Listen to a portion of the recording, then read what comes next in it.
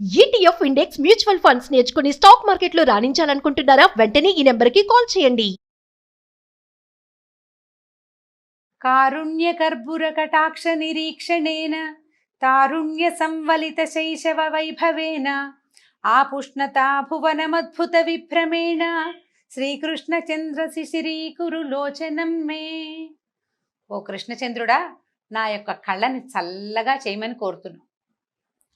భాగవత కథాసుధ 5వ భాగంలోకి వచ్చాం. శ్రీకృష్ణ లీలలు వింటున్నాం.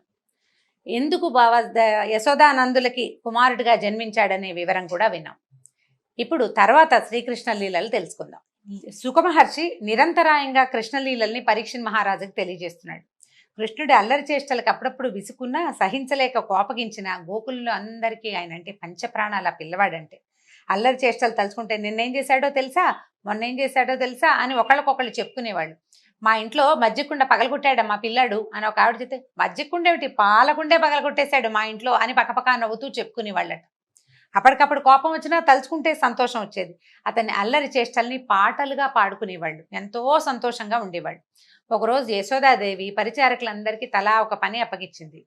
అయితే అందరూ తలా ఒక పని మీద వెళ్ళిపోయారు. పెరుగు చిలికే మజ్జిగ చిలుక్కోవాలి, ఆ పనికి ఎవరు లేరు. సరే ఆవిడే తనే కట్టుకుందాము, మజ్జిగ చేసుకుందాంలే అని ఏం చేసింది, కవ్వం తాడు బిగించింది. అక్కడి నుంచి తెల్లటి పట్టుచీర కట్టుకుందట. నడుముకి రత్నాలు పొదిగిన వడ్డాణం పెట్టుకుంది, బంగారు కంకణాలు ధరించింది. కొడుకు అల్లరి చేష్టల్ని నవ్వుకుంటూ తలుచుకుంటూ ఏం చేస్తోంది, మజ్జిగ చిలుకుతుంటే ఈ గాజుల సవ్వడి, ఆవిడ వడ్డాణానికి ఉన్న మువ్వల మోత, ఈ కంకణాలు ఇక చల్ల చిలుకుతుంటే చెయ్యి ముందుకి వెనక్కి వెళ్తుంటుంది. మంచి ఎక్సర్సైజ్ కూడా. ఈ కదులుతుంటే ఆ శబ్దము ఆవిడ పాడుతున్న పాటకి, ఆ పిల్లవాడి మీదకి తలుచుకున్న ప్రేమతో ఆవిడ నవ్వులకి అన్నిటికీ ఒక చక్కటి మ్యూజిక్ సెషన్ లాగా నడుస్తుంది అనమాట. ఆవిడ ఆనందంగా మజ్జిగ చిలుకుంటుంది. ఈ పిల్లవాడికి ఆకలేసింది. వచ్చి అమ్మ పాలిస్తావా అని అడిగాడు. ఆవిడేంది, వెన్న పడుతుందిరా, పాలు తాగుతుగాని ఉండమని. అయినా సరే ఓ పదే పదే పాలు కావాలి నా చెయ్యి అని ఈ కవ్వం చేత్తో పుచ్చుకుంటున్నాడు. ఈ పుచ్చుకునేసరికల్లా ఏం చేశాడు, కవ్వాన్ని ఆపేస్తే తల్లి పాలిస్తుందని పిల్లాడి ఆలోచన అనమాట. ఆవిడ ఏం చేసింది, ఆ పెరుగు కుండ పక్కనే కవ్వాన్ని కొంచెం గోడ కానించి పెట్టి పిల్లాడిని ఒళ్ళో వేసుకుంది. ఇంతలో ఏమైంది, ఈవిడ దాలి మీద పాలకుండ పెట్టింది. ఇంట్లో పరిచారకులు ఎవరు లేరు. పాలు పొంగుతున్న శబ్దం వచ్చింది, కాగిన వాసన వస్తోంది. దాంతో ఈవిడ ఏం చేసింది, ఒళ్ళో ఉన్న పిల్లాడిని దించుకు పక్కన కూర్చోబెట్టింది. ముందు వస్తానని అనేసరికల్లా ఆవిడకి ఒళ్ళు మండిపోయింది. పిల్లవాడికి కోపం వచ్చేసింది. ఏం చేసిందట, పక్కనే పొత్రం కనబడుతుంది, సన్నికాళ్ళ మీద నూరే ఉంటాయి కదా, ఆ రాయి ఎత్తి పెరుక్కుండ పగల కొట్టేసేట. కొంచెం 4 ఏళ్ళు వచ్చినాయి, ఊహ బాగా వచ్చింది. దేంతో కొడితే ఏది పగులుతుందో తెలుసు అనమాట. కొట్టేసరికల్లా ఏం చేశాడు, పేరుకుండా కొట్టాడు. వెన్న పూర్తిగా అంతా కింద పడిపోయింది. అక్కడి నుంచి లోపల గదిలో చూస్తే ముందు రోజు తీసిన వెన్న పిడతల నిండా కనపడుతోంది. బోల్డ్ గుప్పెడు తిన్నాడు, నోట్లో వేసేసుకున్నాడు వెన్నంతా ఎత్తి. అక్కడి నుంచి 2 చేతులతోటి 2 గుప్పెళ్ళ వెన్న తీసుకున్నాడు. ఈవిడ పాలకుండా దింపి కింద పెట్టి చేతులు కడుక్కుని వచ్చేసరికల్లా ఏముంది, బాగా కనపడింది. మొత్తం పెరుకుండంతా పగిలిపోయింది, కనపడలేదు. ఆవిడకి ఒళ్ళు మండింది ఒక క్షణం. కానీ నవ్వొచ్చింది అనమాట. పిల్లాడికి మితిమీరిపోయింది అల్లరి. చుట్టుపక్కల ఇళ్ళ వాళ్ళంతా చెప్తుంటే నేను వినలేదు. సరే ఇవాళ ఒక దెబ్బ కొట్టైనా వీడిని లైన్లో పెట్టాలి, పిల్లాడిని ఎలాగా దారిలో పెట్టాలని ఒక చిన్న కర్రపొల పుచ్చుకుంది. ఇవి వెళ్ళి అటు ఇటు చూస్తే ఈ పిల్లాడు ఎక్కడున్నాడు, పెరట్లో ఒక రోలు ఉందట. ఆ రోలు తిరగేసింది. ఆ రోలు మీద కూర్చుని ఆ పక్కనే ఉన్న ఒక కోతి పిల్లకి తన చేతిలో ఉన్న వెన్న పెడుతున్నాడు. ఆవిడికి ఇది మరీ దుడుకు పని. తనకు తెలుసు కృష్ణుడు కూడా, ఎందుకంటే కుండ పగలు కొట్టాము, అది ఊరుకోకుండా మళ్ళీ లోపల నుంచి 2 గుప్పెళ్లతోటి వెన్న తీశాను. ఆ వెన్న పెడితంతా కింద పడిపోయింది, ఇల్లు వాకిలి ఏకమైంది. మజ్జిగ కుండ కింద పడితే ఎంత జిడ్డు, అదంతా తుడుచుకుని కడుక్కోవద్దు తెలుసు. వాళ్ళ అమ్మ కోపం వచ్చిందని తెలుసు. సరే ఏం చేస్తున్నాడు, ఆ కూర్చుని ఉన్నాడు కదా, ఈవిడ వెనకాల వెళ్ళింది నిదానంగా. తల్లి దగ్గరకు వస్తుందని ఆవిడ నడువుకి వడ్డాణానికి మువ్వలున్నాయి, చేతులకు గాజులు, కాళ్ళకి పాంజేబులు, చీరల రెపరెపలు. ఈ శబ్దాలకి తల్లి వస్తుందని తెలుసుకుని పరిగెత్తేసరికల్లా ఇక ఆవిడ వెనకాల పరిగెత్తింది. గట్టిగా అరిచి ఏడవటం మొదలుపెట్టాడు. అమ్మ అమ్మ వద్దే వద్దే అని అరుస్తున్నాడు. ఏడుపు, దొంగేడుపే అది. ఈ పరిగెడుతూ ఉంటే ఏమైంది, ఈ ఏడవటం, ఈ మొహం కళ్ళు పేస్తున్నాడు. కళ్ళ నిండా కాటికి పెట్టారు, మొహాన్ని కస్తూరి పొట్టు పెట్టారు. అదంతా చెరిగిపోయి బీభత్సంగా కళ్ళు మొహం ఏకంగా ఉన్నాయి. అసలే నల్ల పిల్లవాడు, ముఖం నిండా కాటుక. అక్కడి నుంచి ఈవిడ ఏం చేసింది, వెళ్ళి వెనకాల పడింది. అంతకండా పరిగెడుతున్నాడు. ఈవిడ ఏం పరిగెడుతుంది, చిన్నపిల్లలతో తల్లులు పరిగెత్తాలంటే ఆయాసం ఆవిడికి. అక్కడి నుంచి మొత్తానికి దొరికేసరికల్లా ఏమనుకుంది, కొట్టబోయింది. బేరమని ఇంకా పెద్ద శబ్దం పెంచేశాడు. పిల్లాడు సరే ఏమనుకుంది, కొట్టడం ఎందుకులే, కొట్టద్దు, పోనీ ఓ పని చేద్దాము, వీడికి బుద్ధి చెప్పాలనుకుంది ఆవిడ. కనుకొని ఏమనుకుంది, ఆ పక్కనే ఉంది కదా రోలు, ముందు రోలు మీద కూర్చున్నాడు కదా, ఆ రోలు దగ్గరికి లాక్కొచ్చింది, చేయి పుచ్చుకుంది. రోలు కట్టేద్దాం అనుకుని ఏం చేసింది, ముందు ఈ కవ్వపు తాళ్ళు ఉంటాయి, కవ్వానికి కట్టేందుకు మజ్జిగ చిలకట అంటాడు, ఆ తాడు తెచ్చి వాడిని నుంచోబెట్టింది. కట్టేద్దాం అనుకుంది, నడువుకి కడదాం అనుకుంది. అసలు చూడండి, ప్రపంచంలో లోపల బయట తేడా లేదు. పరబ్రహ్మం చిన్న స్వరూపం కాదు, ప్రపంచమంతా ఆవరించి ఉండేవాడు. ఆద్యంతాలు లేని వాడిని తాడుతో కట్టాలని అనుకుంటుంది. తల్లి అవటం వల్ల ఆవిడికి ఎంత భాగ్యం లభించిందో యశోదాదేవికి. ఈ తాడు పెట్టి కట్టబోయింది. ఎంత పిల్లవాడు, వాడి చిన్న చిరు బొజ్జ. ఈ తాడు దగ్గరికి రాలా. ఇదేమిటి తాడు సరిపోలేదు, ఇంకో తాడు పట్టుకొచ్చింది, పాత తాడికి ముడేసింది, మళ్ళీ కట్టబోయింది. ఇప్పుడు తాడు ఇంత జానెడు తగ్గుతోంది, ఇంకో తాడు పట్టుకొచ్చింది. ఎన్ని తాళ్లతోటో కట్టబోయింది. మనం నిన్నటి దాకా చేసుకున్న కార్తీక దామోదర ప్రీత్యర్థం అని చెప్పుకున్నాం చూడండి, ఆ దామోదర నామధేయం ఇందువల్లే వచ్చింది. ఈ కట్టబోయింది, కట్టి ఆవిడికి విసుగు పుట్టింది, ఆయాస పడిపోతోంది. మళ్ళీ వదిలేయటం, ఇంకో తాడు వెతుక్కురావటం, ఈ లోపల ఈ పిల్లాడు వెళ్ళిపోతాడేమో అని కంగారు, హైరాణ. ఈ తల్లి చెమటలు కక్కేస్తుంటే ఈయనకి జాలేసింది. అబ్బో అమ్మ ఆయాస పడుతోంది, సరేలే అని ఏం చేసింది, ఆ చిన్న బొజ్జ ఆవిడకి సరిపడా సైజుకి తగ్గిపోయింది. 10 తాళ్లతోటి కూడా కట్టలేని బొజ్జ ఒక తాడుతోటే కట్టేసేసింది.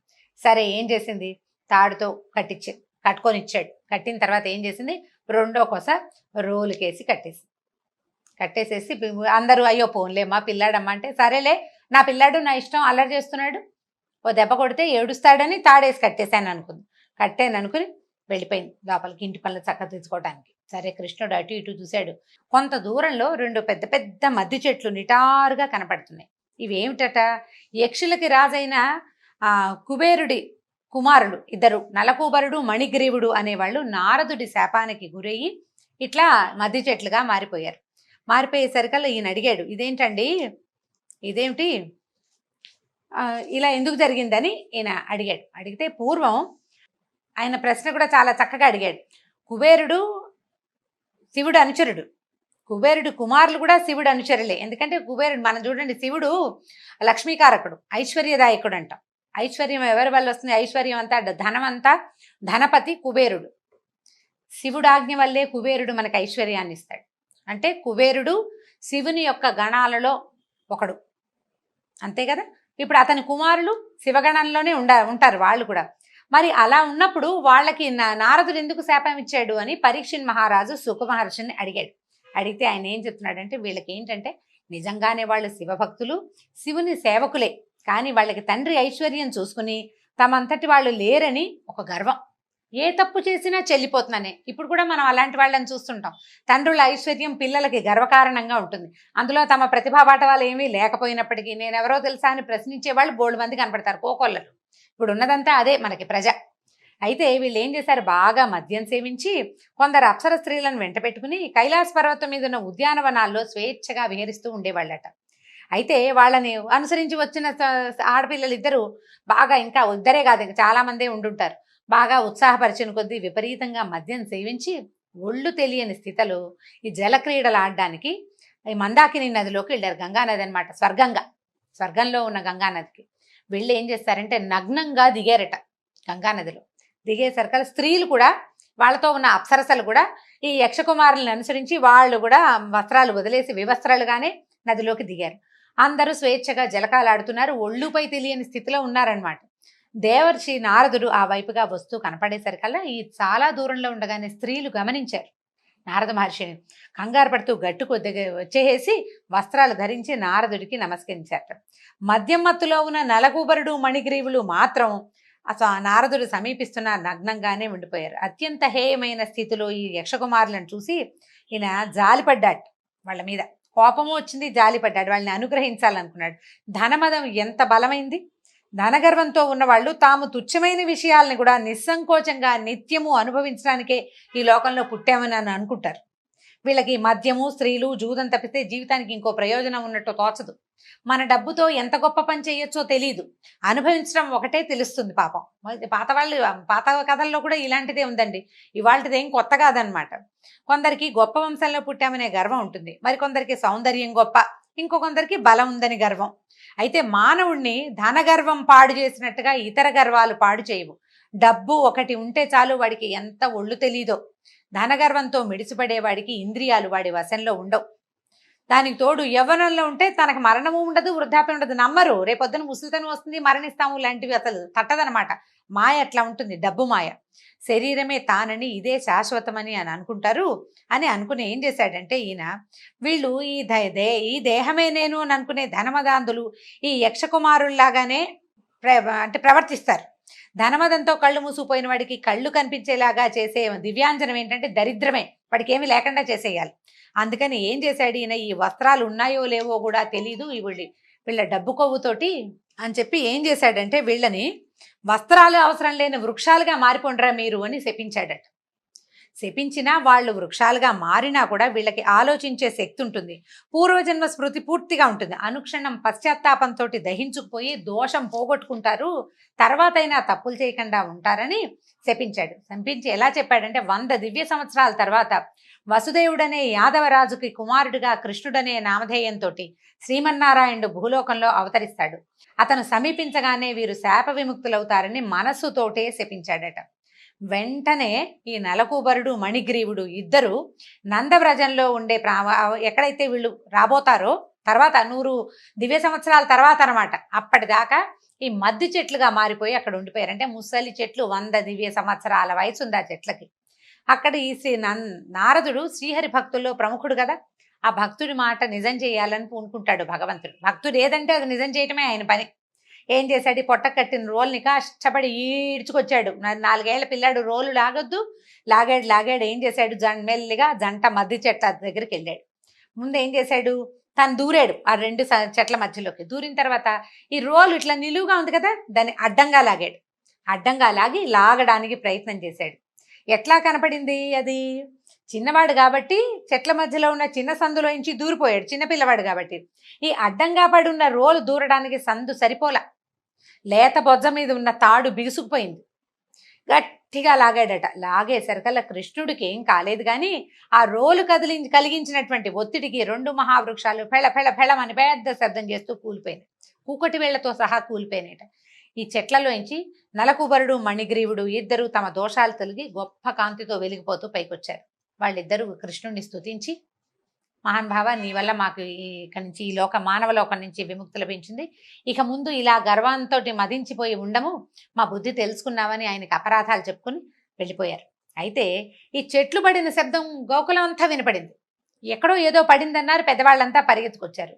2 మహావృక్షాలు పక్కపక్కనే పడిపోయినాయి. వాటి మధ్యలో ఉన్న కృష్ణుడు పొట్ట కట్టిన రోలుని లాగడానికి ప్రయత్నిస్తున్నాడు. రోలు ఇంకా చెట్లకు అవతలే ఉంది, పిల్లాడి ఇవతలున్నాడు, లాగుతున్నాడు. చెట్లు ఎందుకు పడిపోయాయి, వాటి మధ్యలో నుంచి ఈ పిల్లాడు ఎట్లా వచ్చాడు, ఇంత చెట్లు పడిపోతే ఈ పిల్లాడు ఇంకా నవ్వు మొహం పెట్టుకుని రోల్ లాక్కుంటున్నాడు, భయపట్టల్లా, భయం లేదని అందరూ ఆశ్చర్యపోయారు. అక్కడ దూరంగా ఆడుకుంటున్న పిల్లలు ఏం చెప్పారంటే, కృష్ణుడు రోల్ ఈడ్చుకుంటూ వెళ్ళాడు, ఆ సందులో రోల్ పట్టలేదు, వాడేమో బయటకు వచ్చేసాడు, ఆ రోల్ లాగాడు, అంతే చెట్లు పడిపోయినాయి. తర్వాత 2 మనుషులు వచ్చారు అక్కడికి అని చెప్పారు. చెప్పేసరికల్లా చిన్నపిల్లాడు అంతంత చెట్లను ఎట్లా లాగుతాడు, అసలు ఆ రోల్ ఎట్లా ఈడ్చుకొచ్చాడు వీడి శక్తి అని ఆశ్చర్యపోయారు వాళ్ళు. అక్కడి నుంచి ఏం చేశాడు, నందుడు గబగబా నడువు కట్టును తాడు తీసి భార్యని ఏం కేకలేసాడో, పిల్లాడికి రోల్ కడతావా అనో ఏదో అనే ఉంటాడు, అనకుండా ఎందుకుంటాడు, నాన్నలు కేకలేరు అమ్మల్ని, అట్లా కట్టావు చూడు పిల్లాడు అక్కడ పడ్డాడు, కాస్తుంటే ఆ చెట్టు పిల్లవాడి నెత్తిని పడిపోను అని ఏదో కేకలేసుకున్నారు. తర్వాత ఈ పిల్లాడిని ఎత్తుకుని తీసుకుపోయారు. అక్కడి నుంచి కొంచెం అల్లరి తగ్గించాడట. గోపికలు ఆడిచ్చినట్టు ఆడిచ్చేవాళ్ళు అందరూ. అది ఎగురు దూకు డ్యాన్స్ చెయ్యి అనేవాళ్ళు, చేస్తూ ఉండేవాడు. చూడండి, ప్రపంచంలోని సృష్టి స్థితి లయాల్ని తనకే క్రీడ భగవంతుడికి. ఆయన ఈ గోపికలు ఎట్లా ఆడిస్తే అలా ఆడుతుండేవాడు. నాట్యం చేయమంటే చేసేవాడు. అక్కడి నుంచి ఏం చేసేవాళ్ళు, చిన్న పనులు చేయించేవాళ్ళు. పిల్లలకి అల్లరి తగ్గించాలంటే ఏం చేయాలి, ఇప్పుడు మనం కూడా చేస్తున్నాం. ఆ పీట పట్రా, ఈ గ్లాస్ తీసుకెళ్ళి పెట్టు, ఆ కుండ ఎత్తుకురామ్మా, ఆ దోణ్ణి విప్పమ్మా అని ఇలాగ ముద్దుగా చిన్న పనులు చేయిస్తే వాళ్ళ వెనకాల పడి పన్ను చేస్తుండేవాడు. ఎట్లా కనపడేదంటే దేవతలందరూ అనుకునేవాళ్ళు, తనని ప్రేమించే వారికి భగవంతుడు ఎంత వశంవదుడుగా ఉంటాడో, ఎంత ప్రీతిగా వాళ్ళు చెప్పినవి వాళ్ళు అడిగినవి చేసి ఇచ్చేస్తాడో కనపడేటట్టుగా, ఎవరు ఎట్లా ఆడిస్తే అట్లా, ఎవరు ఏ పని చెప్తే ఆ పని చెప్తూ గోపికల వెనకాల పడి తిరుగుతూ ఉండేవాడట. తర్వాత కృష్ణలీలని మళ్ళీ వచ్చే భాగంలో తెలుసుకుందాం. నమస్కారం.